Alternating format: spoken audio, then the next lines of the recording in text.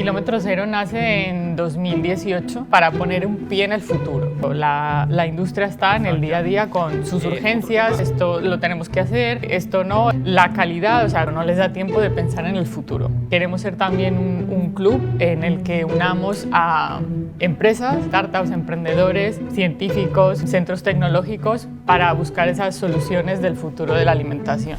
¿Cómo impacta nuestra forma de alimentarnos actual en el planeta? Tenemos unas cifras bastante preocupantes. El sector alimentario es uno de los más, al final, ineficientes, porque mientras miles de millones de personas pasan hambre, que un tercio de los alimentos se desperdician. ¿Crees que la población es consciente de todo este problema o no? Lo que pasa es que de la preocupación a la acción hay mucho trecho. Estamos generando un montón de emisiones y es donde estamos nosotros buscando precisamente esas soluciones. Es un tema de producción, de distribución y de cómo estamos haciendo que sea eficiente o no. ¿Cómo promovéis vosotros esta educación? Pues durante una semana, pues empresas y entidades les ponían retos que podía ser como cómo va a ser la hamburguesa en 2050, cómo traer verduras a la ciudad. ¿Cómo educas a un niño a comer saludable? Variedad y equilibrio. Antes, digamos, hablar un poco de cambio climático era como, bueno, el cambio climático. Ahora es que ya estamos viendo consecuencias, racionamiento de energía, racionamiento de agua. ¿Es viable conseguir una alimentación sostenible para todos? Bienvenidos a un nuevo episodio de Marcando el Camino. Hoy tenemos aquí en nuestra casa a Catalina Valencia, directora de Comunidad y Grandes Eventos en Kilómetro Cero. Bienvenida, Cata. Muchas gracias, Carla y Raúl, por la invitación. Es un placer estar aquí con vosotros. Igualmente. Bueno, para empezar me gustaría que te presentaras tú, porque aparte de todo lo que haces en Kilómetro Cero, he visto que tienes muchísimas iniciativas y colaboraciones a nivel startup en el mundo de la alimentación, así que cuéntanos un poquito. Vale, muy bien. Pues como dices, bueno, estoy en Kilómetro Cero encargada de toda la parte de comunidad que llamamos nosotros, ¿no? Luego os puedo contar mejor sobre Kilómetro Cero. Ahora pues hablando de mí y me encargo también de todo lo que son nuestros eventos, ¿no? Nuestros summit, que al final son una herramienta para unir a esa comunidad. O sea, está muy relacionado. Yo tengo una experiencia de casi 20 años, no digo exactamente porque ahí podéis sacar mi edad y mejor no, en comunicación, o sea, mi background es en comunicación, estudié comunicación social y periodismo, que es como se llama en Colombia, que es de mi país de origen, y donde estuve pues en mi parte de formación. Luego vengo a España, este año cumplo 20 años en España. No hagáis cuentas, por favor. Y pues ahí me he especializado un poco en gestión cultural, pero todo bastante enfocado en la parte de comunicación y también un poco de gestión de proyectos.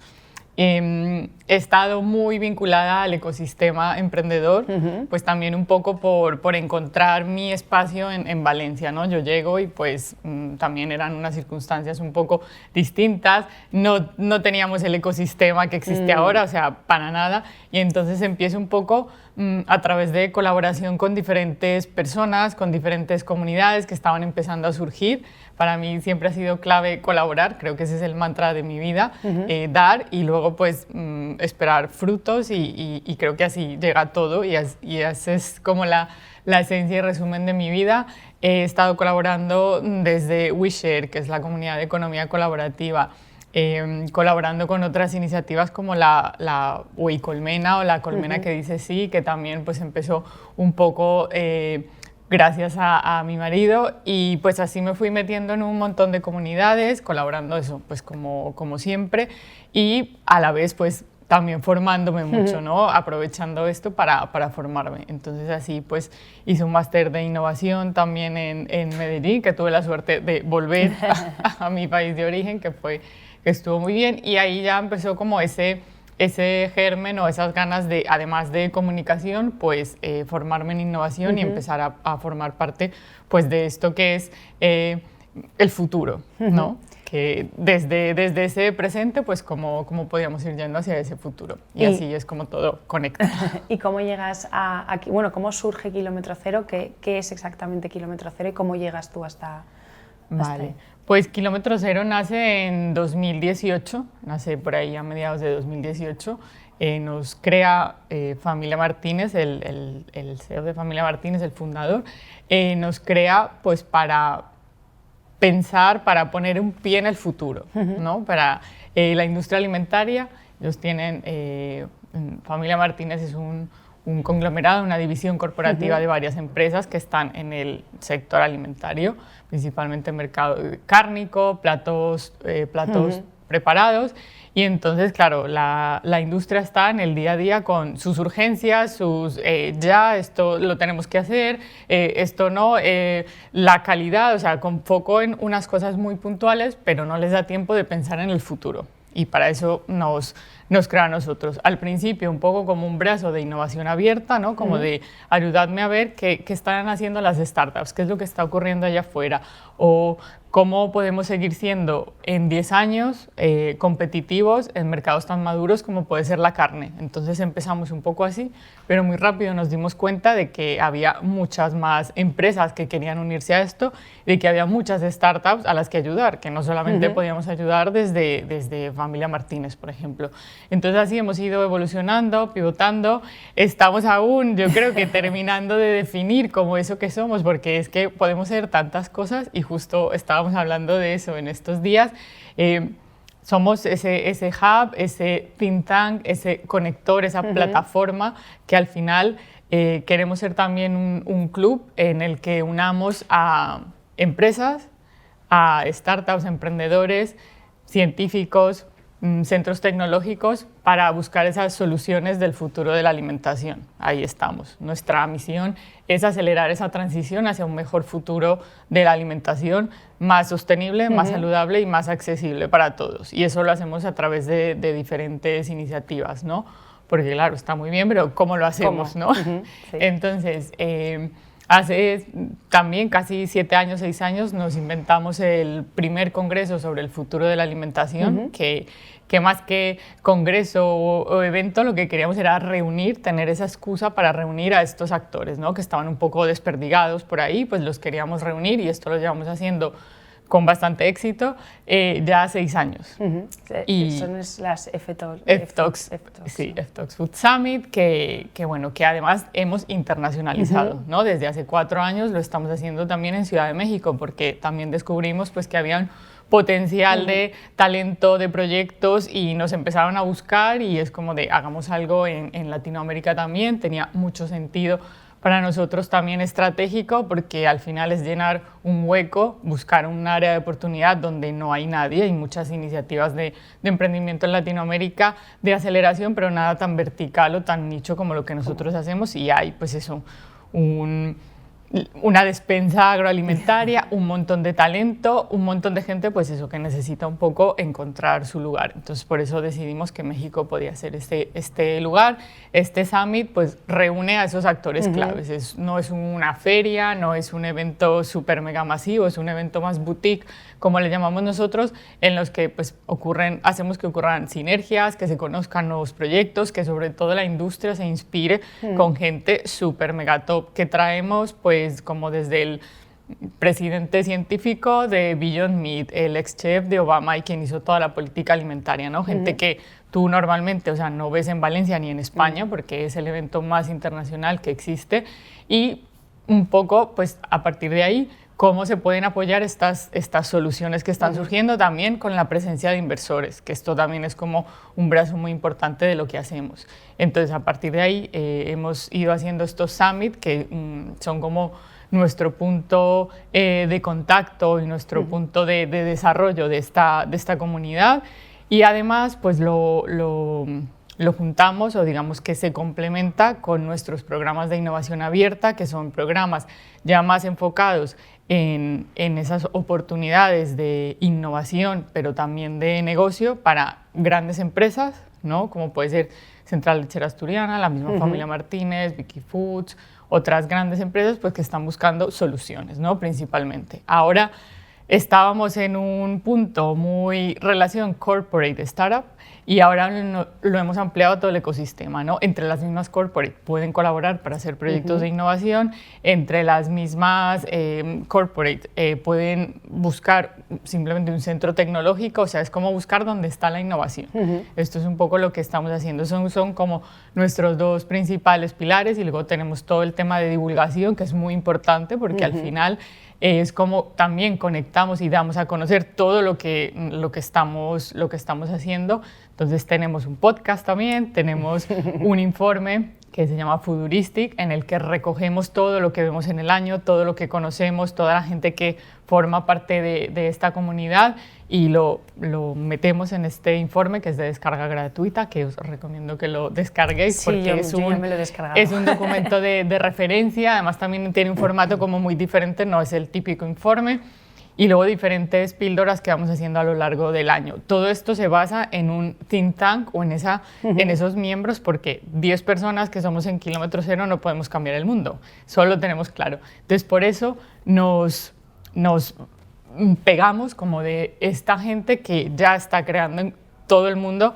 las soluciones de ese futuro, o está invirtiendo para crear esas soluciones, o está trabajando desde sus empresas para esto. Entonces el año pasado reunimos en Valencia 50 líderes globales de sistemas alimentarios en diferentes áreas, y este año pues vamos a volver a hacerlo en Madrid, pero ya duplicando esa cifra, y con todo ese conocimiento que se genera, primero queremos agregarles mucho valor a estas personas que vienen, porque ya en sí pues es muy valioso lo que hacen y lo que están aportando para esta transición, pero además queremos seguir con ellos, y queremos ver que todo esto que se recoge pues se puede plasmar en un informe, en un plan de acción que pueda servirle a la industria, por ejemplo, al Ministerio de Agricultura y a otro tipo de actores. Entonces queremos que todo esto al final es como un círculo, ¿no? Sí. Que unas acciones se alimentan de otras, y así es como queremos pues eso, aportar nuestra contribución a ese mejor futuro del Sí, al final sector. sois un referente, ¿no?, en la innovación en el sector alimentario. Y en este sentido, para que nos entienda a lo mejor la gente que no está tan familiarizada con la alimentación del futuro, todo esto, ¿por qué llegamos hasta ahí? ¿Cómo impacta nuestra forma de alimentarnos actual en el planeta? Totalmente, sí. Tenemos unas cifras bastante preocupantes. Es como 1/3 de toda la comida que se produce se desperdicia en el mundo. Eso ya nos habla de una ineficiencia brutal. Por eso decimos que el sistema o el sector alimentario es uno de los más, al final, ineficientes que hay en el mundo, porque mientras miles de millones de personas pasan hambre, tenemos esto, que 1/3 de los alimentos se desperdician. Entonces digamos que eso es algo bastante preocupante. Al final también no es un tema de producción, sino que es un tema también de distribución y de cómo estamos haciendo que sea eficiente o no. Estamos generando un montón de emisiones. Los sistemas tradicionales de cultivo y de producción pues generan muchísimas emisiones en el medio ambiente, y es así como estamos, pues digamos que con un montón de oportunidades, ¿no?, que el sector podría cambiar, y ahí es donde estamos nosotros buscando precisamente esas soluciones. Estamos viendo cada vez más estas soluciones inteligentes, envases sostenibles, envases que desaparecen, ¿no?, como es el del caso de la startup Notpla, que con algas pues hacen estos envases que simplemente son totalmente solubles, ¿no?, o que se pueden comer directamente. Entonces tenemos eso por la parte de envases, la parte de la agricultura, digamos, intensiva, que genera un montón de emisiones, la parte del desperdicio, que es una de las peores ineficiencias. En cuanto al agua también, la producción tradicional pues implica un consumo de agua absurdo, ¿no?, de mantener en este momento en el que tenemos estas situaciones en algunos países de sequías extremas. Entonces por esto es el momento, y digamos que cada vez más hay más conciencia respecto a esto. Entonces cada vez el papel que estamos jugando es más importante, y cada vez va a ser más necesario en el futuro. Sí. ¿Crees que la población es consciente de todo este problema o no? Yo creo que no, no tanto como deberían, pero sí que creo que cada vez hay más conciencia, así que es verdad que hay estudios de Nielsen, por ejemplo, el que dice que casi el 70% de los consumidores pues, sabe un poco o está consciente, ¿no? O está preocupado por el impacto medioambiental. Lo que pasa es que de la preocupación a la acción hay mucho trecho, ¿sabes? Entonces creo que bueno, es que antes, digamos, hablar un poco de cambio climático era como, bueno, el cambio climático. Ahora es que ya estamos viendo consecuencias y en muchos países, digamos que no en España, bueno, en alguna zona, pero en otros países, o sea, ya hay eso, pues, racionamiento de energía, racionamiento de agua. Entonces, claro, hay muchos países, estamos hablando aquí de que hemos tenido 3 inviernos totalmente secos, en los que no ha habido ninguna ola de frío. Entonces, claro, eso al final pasa factura y son cosas que la gente puede entender, ¿no? Muy fácilmente porque te llegan a afectar. Entonces yo creo que sí, cada vez hay un poco más de conciencia, pero sí que falta un poco más de acción. Sí, antes estabas hablando de, entre vuestras iniciativas está el Food Tourist, que bueno, es como un... Futurístico. Espérate, Foodurist, perdón. Sí, tranquilo. No es fácil el nombre, eso hay que reconocerlo. Que bueno, es una plataforma, ¿no?, de contenidos donde subís tipos de entrevistas tal, y de todo lo que sacáis, anualmente sacáis un informe, que estabas comentando antes. En el de este año comentáis 10 claves, ¿no?, para el futuro de la alimentación, y una de ellas es la educación alimentaria como catalizadora del cambio. ¿Cómo promovéis vosotros esta educación? Total, o sea, es vital. O sea, nosotros siempre lo decimos y al final todos terminamos hablando en este think tank que hicimos, que fue donde surgieron estas claves. Al final todo va hacia la educación y es una tarea pendiente, creo que no es solamente en la parte alimentaria, o sea, el mundo necesita una disrupción en cuanto a cómo hemos estado educándonos a lo largo de la historia. Entonces, la parte de educación es fundamental porque no es algo que tengamos ni siquiera en las escuelas y en los colegios.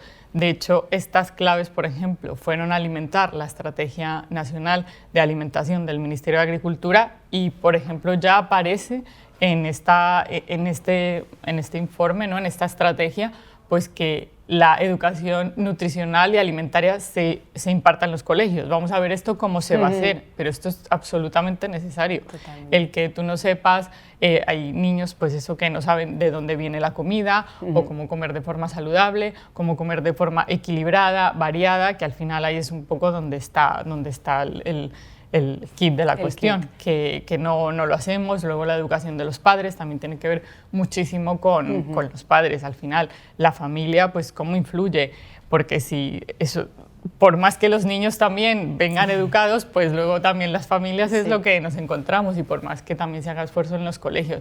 Entonces esto es fundamental. Nosotros desde 2021, antes de pandemia empezamos con un proyecto muy chulo que se llama GastroGenius, que precisamente venía de esa inquietud de qué está pasando con las futuras generaciones. Al final son las que van a tener el poder de cambiar el mundo, ¿no? Nosotros ya estamos un poco mayores, la verdad, hay que decirlo. Tú menos, pero vamos. Entonces son esas generaciones que vienen, que además también vienen con otro chip, también muchos de ellos ya tienen una conciencia ambiental brutal. Entonces es ahí. Entonces lo que hicimos fue crear un programa también involucrando a empresas y a administraciones, entidades públicas, pues para, por una parte, sensibilizar a estos niños de la alimentación sostenible y saludable, pero también de despertarles un poco ese espíritu emprendedor, ese espíritu innovador. Entonces lo que hacíamos durante una semana, pues empresas y entidades les ponían retos que podía ser como cómo va a ser la hamburguesa en 2050, cómo traer verduras a la ciudad, ¿no? Entonces durante una semana desarrollaban metodologías de innovación y de emprendimiento, pues trabajando como una startup, ¿no? Como un emprendedor, haciendo el design thinking, el usuario, todo, y al final de la semana pues tenían una solución que hacían su pitch frente a estas personas y la verdad es que era una experiencia súper gratificante para las empresas también y para los mismos niños porque veíamos unas cosas... ¿Cómo respondían? Cómo desarrollaban estas soluciones y al final cómo se concienciaban también y querían seguir aprendiendo de esto. Entonces, bueno, este proyecto lo hemos seguido haciendo cada año. Pero sí que es verdad que necesitamos escala, ¿no? Necesitamos, y estamos en ello, ¿no? ¿Cómo escalamos? Porque al final, pues un solo cole o 2 coles donde lo pudiéramos hacer también es muy demandante, es un proyecto que implica un montón de personas y de atención y de desarrollo, pero al final el impacto se queda pues un poco como en esos 50 niños y niñas a los que llegamos. Entonces tenemos que ver esto, cómo lo podemos escalar. Hay iniciativas súper chulas, inspiradoras, que son un referente para nosotros, como lo que hace Stephen Reeds, que es miembro de nuestro think tank en el Bronx, que es Green Box Machine, que él lo que ha hecho es revolucionar un área totalmente deprimida del Bronx en Nueva York y ha hecho ahí pues todo un programa con cultivos, con huertas verticales, un programa en el que ha involucrado a toda la comunidad, no solamente por la parte también de generarles otra vía económica, ¿no? De subsistencia, porque son familias, pues eso, que es muy pobres y que no tienen más y no tienen opciones, son desiertos alimentarios, ¿no? Que llamamos espacios, barrios, zonas en las que lo único que tienes es comida rápida y poco más. Entonces, ¿cómo crear en esos desiertos alimentarios, ¿no? Esta comida saludable? Esa concienciación. Y al final, claro, cuando ellos ven y están cultivando, están produciendo sus propios alimentos, pues ya te cambia totalmente porque entiendes el sentido de lo que estás haciendo y que tú mismo pues eres parte de esto.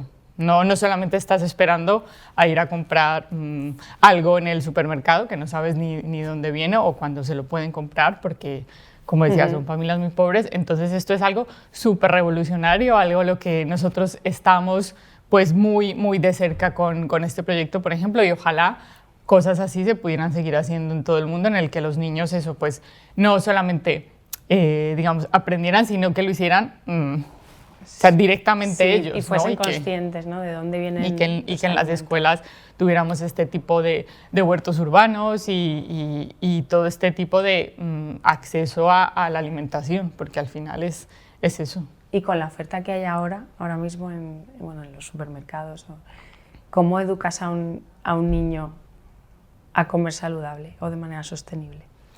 Pues yo creo que eso, las familias tienen un papel súper importante y también hay que educar a las familias.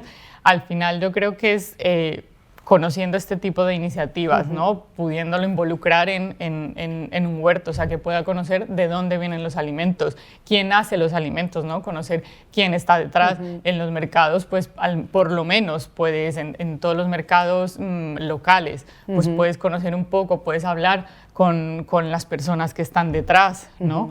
Este proyecto de la colmena que dice, sí, por ejemplo, es lo que hace, tú puedes comprar en una plataforma, pero luego vas a recoger en una hora y un lugar indicado y es el productor el que te entrega el producto, entonces además te enseña cómo cocinarlo, ¿no? Te puede decir una receta. Ese tipo de iniciativas yo creo que ayudarían a que los niños entendieran un poco y luego desde casa pues tener cada vez más, ¿no? Estos productos, alimentos naturales, lo más natural posible, ¿no? Lo menos ultra procesado posible y variedad y equilibrio. O sea, eso es clave, porque si no tienen esto no puede ser eso ni saludable ni sostenible. Muy bien, gracias. Cojo los consejos yo para casa. Otra de las claves del informe del que estábamos comentando habla de la comida como para alargar la vida, ¿no? Cómo cuidarnos para tener una mejor salud, cómo cuidar la alimentación. En este sentido, ¿es posible esto? Muy bien, ese es un tema súper fascinante, la verdad, y cada vez vemos más, ¿no? Cómo hay una intersección entre alimentación y salud, y cada vez es un tema del que se habla más, es un tema que que ocupa las búsquedas en Google, ahora todo el tema de suplementos, complementos, ¿no? Sí. Es un tema que está súper ahí. Yo recogiendo un poco las palabras de alguien de nuestro think tank, de Daniel Ramón, que siempre le decimos este tema de comida como medicina, siempre dice que la medicina está muy bien y que está ahí, o sea, y que está ahí por algo y que está ahí y que no pensemos que con la alimentación nos vamos a curar. Esto puede ser un poco polémico porque hay corrientes que dicen que sí, pero la alimentación es una herramienta fundamental para prevenir.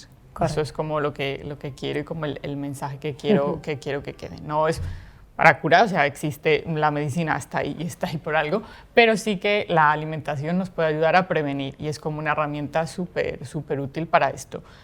Un poco retomando lo que decía antes, teniendo una alimentación variada y equilibrada y sobre todo teniendo claro que no hay atajos. Cuando alguien me pregunta, ¿y cómo hacemos para tener una alimentación más saludable? Bueno, pues entonces ayuno y no como, o eso tomo no es o detox y una semana de detox. O sea, hay que ver un poco esto, porque no todo vale y el mensaje es que no hay atajos, no es hago esto y ya voy a tener esto, o sea, esto es un cambio de hábitos, sí, realmente. Es un proceso. Si quieres tener una mejor alimentación para asegurarte una mejor vida futura, un mejor envejecimiento, no hay atajos y lo que tienes que hacer es un cambio de hábitos. Un cambio de hábitos que no tiene que ser algo radical, ¿no? Porque luego vienen los efectos rebotes, ¿no? De las famosas dietas y todo esto. Y al final eso no va para nada. Al final te genera un montón de estrés, un montón de cosas que tienes que hacer, que no. Y si esto no se integra en tu vida de una forma natural y de una forma orgánica, esto nunca vamos a conseguir. Entonces sí que es verdad que introduciendo pequeños hábitos, ¿no? Cosas tan simples como la hidratación, o sea, hay gente que literal, o sea, y no es consciente y no somos conscientes de que no tomamos la suficiente agua que necesitamos y mucha gente se enferma por esto y gente tiene dolor de cabeza y no sabe por qué tiene dolor de cabeza y el agua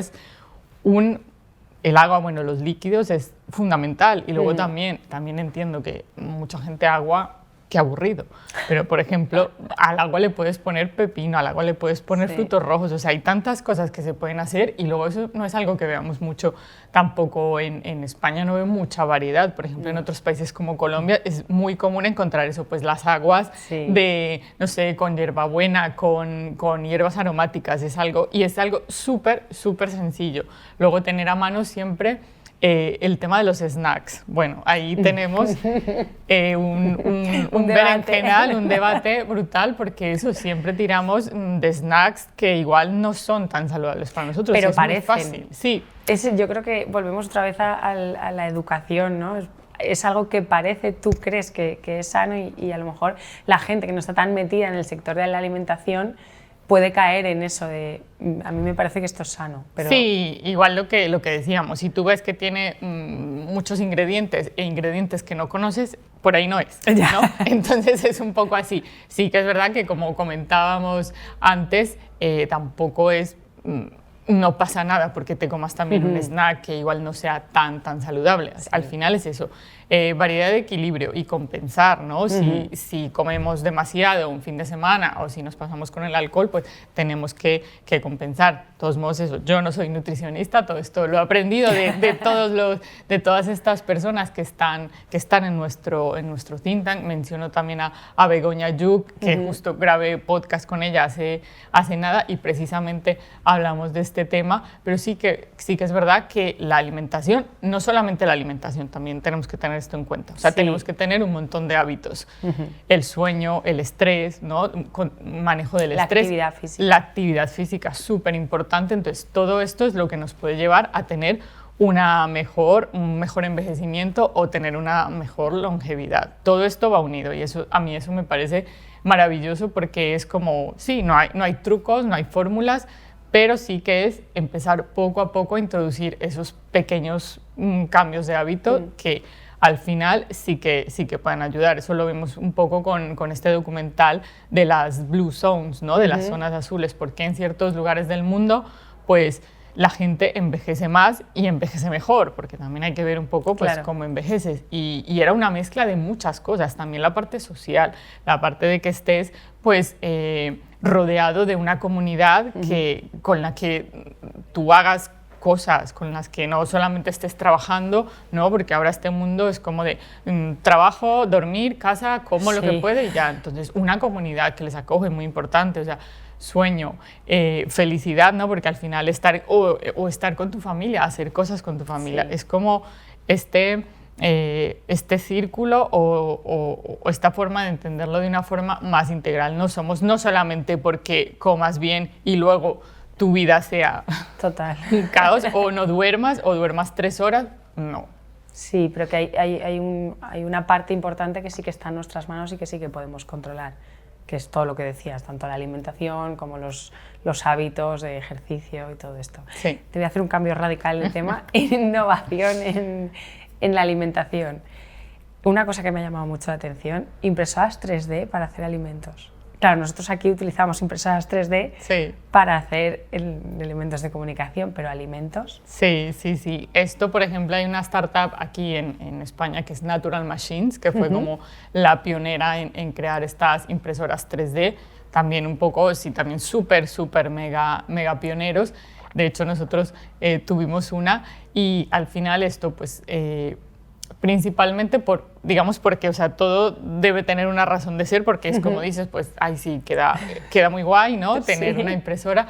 Principalmente ellos están muy enfocados en personas con necesidades especiales, que tienen problemas de deglución. Entonces, al final, con los mismos ingredientes, pues puedes hacer una comida que sea más fácil de comer. Entonces, ellos trabajan mucho con hospitales y con todo este tema más relacionado con salud y con medicina y con nutrición personalizada, ¿no? Que también es una de estas tendencias del futuro, es cómo hacer comida para estos clústeres o para estos nichos que tienen necesidades especiales, ¿no? Para pacientes que han tenido que pasar por un cáncer. Entonces, esto nos sirve para preparar esta comida que es más fácil de... Más específica. Y más fácil de comer, principalmente, pues porque al final tienes todos los ingredientes, pero lo puedes tener la forma, la textura de una forma más fácil. Yo creo que en un futuro esto debería extenderse, ¿no? No sé si a que en cada casa haya una impresora 3D, pero sí que debería extenderse más, pues como decimos, en todos estos sitios en los que hay personas pues, con necesidades especiales y que debería expandirse. Sí que es verdad eso, que hay todavía un tema de costes, de algunos materiales que tendrían que un poco estar con precios más, digamos, más de mercado para poder ser más accesibles. Pero yo sí que veo un futuro en el que podamos aprovechar esto, pues mucha más gente también para los niños, ¿no? Para los niños más pequeños. Esto también es igual, o sea, esto se podría utilizar también para los más pequeños. Qué interesante, me parece fascinante, la verdad, este tema.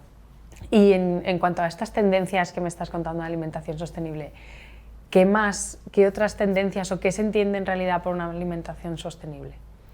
A ver, esa es la gran pregunta, ¿no? Es una alimentación, o sea, como lo entendemos nosotros, con el menor impacto, digamos, negativo posible, ¿no? En cuanto a emisiones y también en cuanto a ineficiencias, ¿no? Por el contrario, una alimentación sostenible, pues eso sería la que genere en toda la cadena, o sea, estamos hablando de alimentación en toda la cadena, en un ecosistema, un sistema alimentario que tiene pues, desde un sector primario hasta el último eslabón de la cadena, en el que todo debe funcionar de una forma eficiente y con los menores recursos, ¿no? que se dispongan y pues con un mejor impacto para todos, o sea, con un impacto positivo para todos los actores de la cadena. sea, una alimentación sostenible es pagarle bien y pagarle justo a los productores, a las personas que están en el campo, es que las personas tengan opciones para tomar decisiones informadas y conscientes acerca de lo que comen, es tener una alimentación pues lo más natural posible o lo menos ultraprocesada posible. O sea, todo eso hace parte de lo que es una alimentación sostenible, ¿no? Que haya precios justos, que lo sepamos. También no conocemos muchas veces el coste real de los alimentos, entonces eso también hace pues, que desconozcamos todo ese trabajo que hay detrás o que hay antes de quienes cultivan. Al final el suelo es como del que depende nuestra vida y no solemos hablar tanto. Y el agua. Todo lo que tiene que ver con el suelo, los nutrientes, el agua. Entonces esa parte para mí es fundamental, que esa parte esté ahí. Y esto pues afortunadamente también estamos viendo cómo se está intentando volver a una agricultura regenerativa, ¿no? Una agricultura que tenga en cuenta pues los nutrientes del suelo, o sea, biodiversidad. Hemos perdido un montón de biodiversidad en el suelo, pero también estamos viendo cada vez más soluciones. Y luego la agricultura de precisión, pues que nos puede ayudar a tener más conocimiento con la ayuda de la tecnología. Para mí es muy importante que en esta ecuación alimentación sostenible entre la tecnología, porque creo que es la única que nos va a poder ayudar a todas estas ineficiencias, pues ahorrar casi el 40%, 50% de gasto de agua, ¿no? Teniendo pues un control de estos suelos o de estas tierras para saber exactamente cuándo y cuánto hay que regar los suelos, por ejemplo. O sea, son cosas que ya estamos viendo y que necesitan eso, pues inversión para poder escalar. Eso es súper importante, que no he hablado mucho de esto, pero es necesario inversión y luego necesitamos pues eso, la demanda. Pero cada vez hay mayor demanda. Entonces, al final no es como alimentación sostenible porque sí, sino que al final esto engloba a un montón de personas también que están involucradas ahí. Y con toda la población que hay actualmente, ¿es viable conseguir una alimentación sostenible para todos? Y la que va a haber, porque eso es lo que se estima, ¿no? Que en 2050 seamos 10.000 millones de personas en el mundo. Y como antes comenté, creo que al principio, lo que tenemos principalmente son muchas ineficiencias en el sistema, ¿no? No se trata solamente de producir más, sino de repartir mejor esa comida que ya existe, ¿no? Tenemos esto, pues, toneladas de comida que se desperdicia todos los días mientras gente pasa hambre. Entonces es un problema de distribución, de eficiencia, incluso a veces de logística, ¿no? Que tenemos que resolver con tecnología, por ejemplo. Y eso lo tenemos en nuestra mano. ¿Cómo se puede resolver eso? Pues lo que estaba contando un poco con esta agricultura regenerativa y agricultura de precisión, que nos puede ayudar. Luego todo el tema de las proteínas, debemos diversificar las proteínas, ¿no? Si nos enfocamos en proteínas tradicionales, pues también tenemos que tener en cuenta el resto de fuentes de proteínas, ¿no? Que hay en el mundo. Ahora mismo, por ejemplo, una startup como Moolec Science está desarrollando a través de edición genética pues que las plantas puedan producir proteína de cerdo. O sea, una planta puede producir proteína de cerdo. Y esto sería una de las soluciones para erradicar el hambre en zonas del mundo, por ejemplo. O sea, ¿cómo se puede hacer pues eso? yo no soy científica y no te lo puedo explicar, pero se modifica genéticamente la planta para que produzca esta proteína que se llama soybean y viene eso pues de la soya que pueda producir esta ¿Y esto sería proteína. la carne de cultivo o no? ¿O eso sería otro...? La carne cultivada es otra técnica también, eso es lo que os iba a contar también. Entonces, en esta diversificación de proteínas tenemos, pues, por ejemplo, el caso de Moolec Science, lo que está haciendo, y luego, pues, cada vez estamos viendo más eso, pues, carne cultivada en laboratorio, ¿no? En el que se coge, pues, eso, parte del material genético de la proteína tradicional, pues, para hacerlo crecer en un laboratorio y así generar, pues, otra fuente de proteína. Porque también vemos ahora pues hay escasez de materias primas, por lo tanto suben los precios y la industria pues necesita otras opciones, otras fuentes de proteína. También tenemos la fermentación de precisión, que lo que está haciendo es lo mismo, o sea, volver a técnicas también o sea, la fermentación en general es una técnica que se ha usado toda la vida, pero con la fermentación de precisión esto se puede escalar y podemos generar, pues a partir de otros, de proteínas tradicionales o de nuevas proteínas, pues estos nuevos alimentos que ahora necesitamos que haya mucha más escala, ¿no? Es como lo que necesitamos. Pero para eso necesitamos pues, más inversión y más regulación, que es otra cosa que no he hablado. La regulación tiene que estar ahí para permitir que estas innovaciones surjan y esto va a ser clave para poder generar estos nuevos alimentos o esta diversificación de proteínas. En Europa la regulación es bastante estricta, luego otros países del mundo tienen regulaciones un poco más laxas, entonces sí que ya se está empezando a ver estos desarrollos. En Singapur pues ya se puede empezar a comercializar esta carne cultivada, en Estados Unidos también, en Europa pues estamos ahí, entonces podemos perder como esa oportunidad de sacar estos nuevos productos que podrían ayudar a, como decía, pues a llegar a estos miles de personas, miles de millones de personas en el mundo. Pero muy importante entender que a veces no es un problema de producción, sino de ineficiencias, de falta de inversión a lo importante, ¿no? Para generar este impacto, y de distribución. O sea, que está mal distribuida la comida no llega a donde tiene que llegar, entonces debemos por una parte mejorar esas ineficiencias y por otro apoyar estas soluciones que ya están surgiendo, pues para precisamente llegar en un momento dado a suplir esta demanda. Y una curiosidad personal, ¿dónde queda el sabor en todo esto? Muy bien, el sabor es súper importante, me encanta esta pregunta porque siempre lo decimos, el sabor es el rey, totalmente. Sí, porque al final disfrutamos comiendo también. Totalmente, la comida es cultura, es tradición, es encuentro, es disfrute, es placer también. Además de todo lo que hemos dicho de nutrir, sostenibilidad, hay muchas cosas en la ecuación, pero sin sabor no hay repetición, por ejemplo. Estos nuevos alimentos, ¿no? Pues la gente puede estar muy concienciada. Necesito comer alimentación saludable, sostenible, voy a ir a por esto. Pero si no le gusta, no va a haber repetición. Y es lo que en algunos casos ha ocurrido con estos nuevos productos, que son pues, productos plant-based o productos, ¿no? Elaborados con proteínas vegetales, que al final, pues que buscan en algunos casos emular la proteína tradicional y pues en muchos casos pues el sabor todavía está lejos de poder alcanzar pues una experiencia que para las personas sea familiar.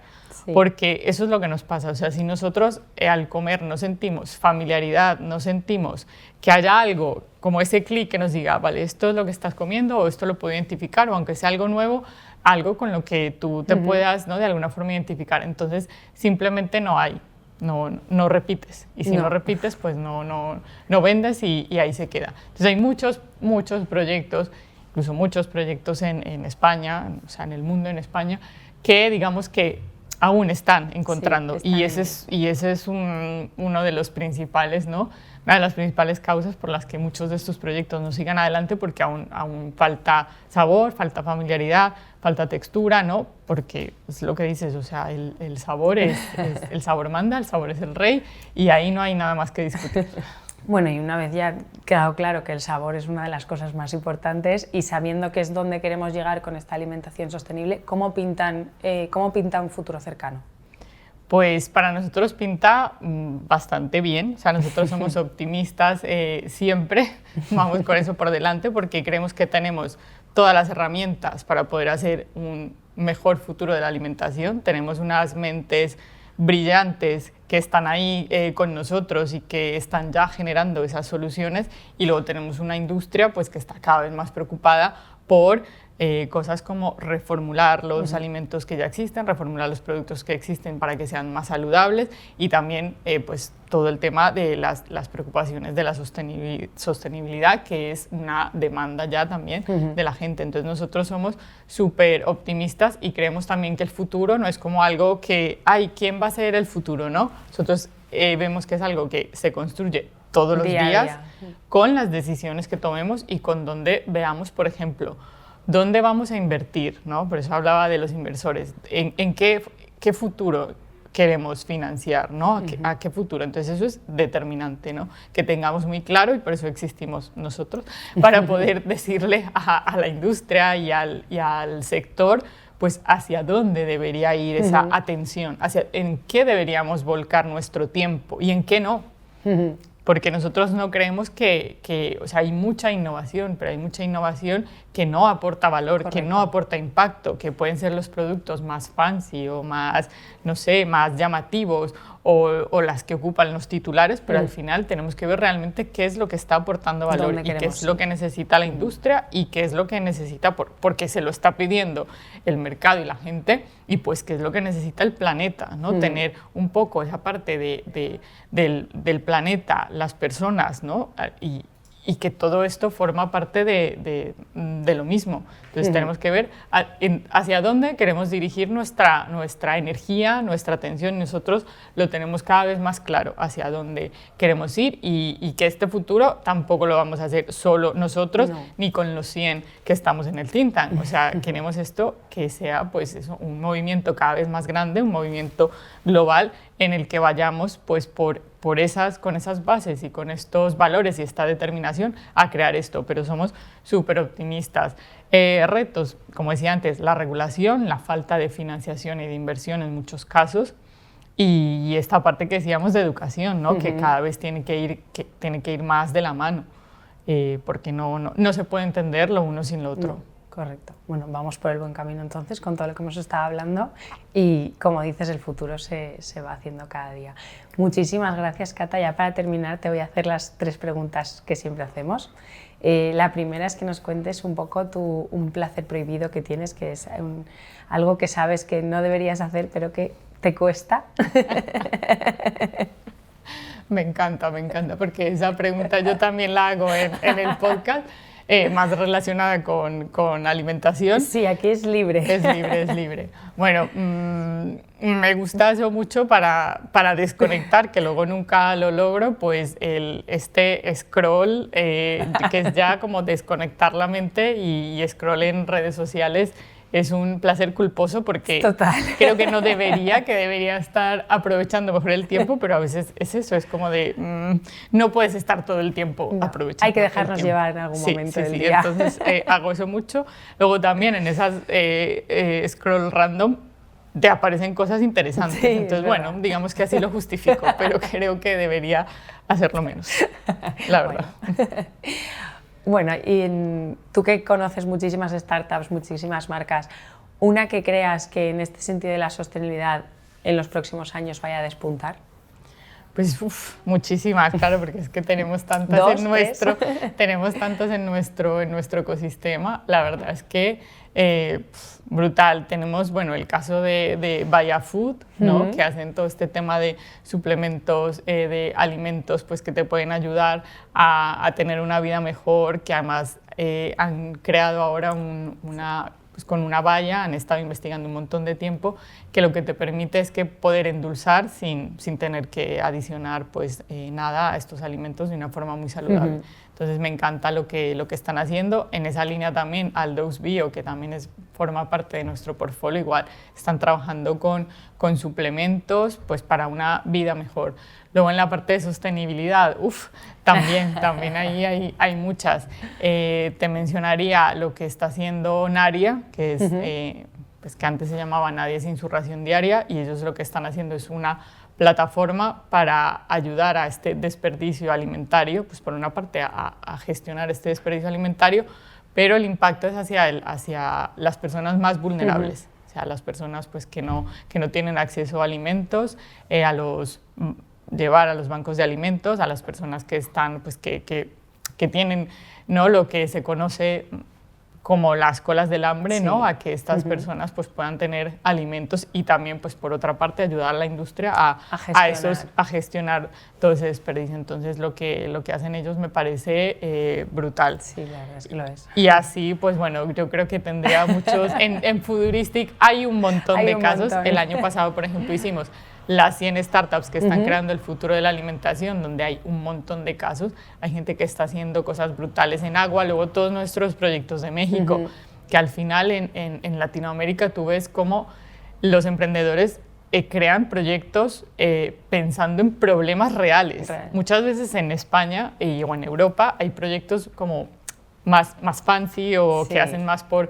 Pero en Latinoamérica la verdad es que la mayoría de la gente crea por resolver una necesidad. Entonces ahí tenemos proyectos como Chum Chum, que están también con todo el tema del desperdicio alimentario, Alice Bio, que con algas están también ayudando a limpiar el agua, unos proyectos fascinantes. Sí, que para eso Futuristic 24 y Futuristic 25. Genial. Y ya para terminar, ¿quién nos recomendarías para poder entrevistar aquí?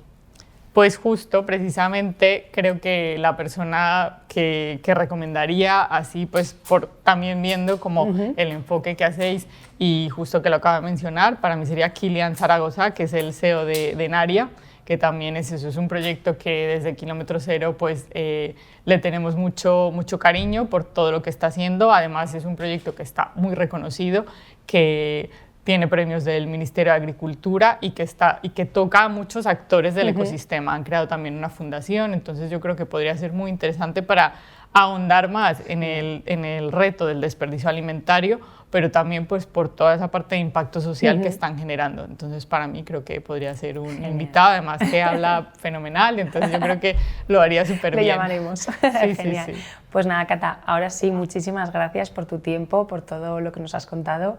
Ha sido un placer escucharte. Pues muchísimas gracias, Carla, y a vosotros, y encantada de estar por aquí.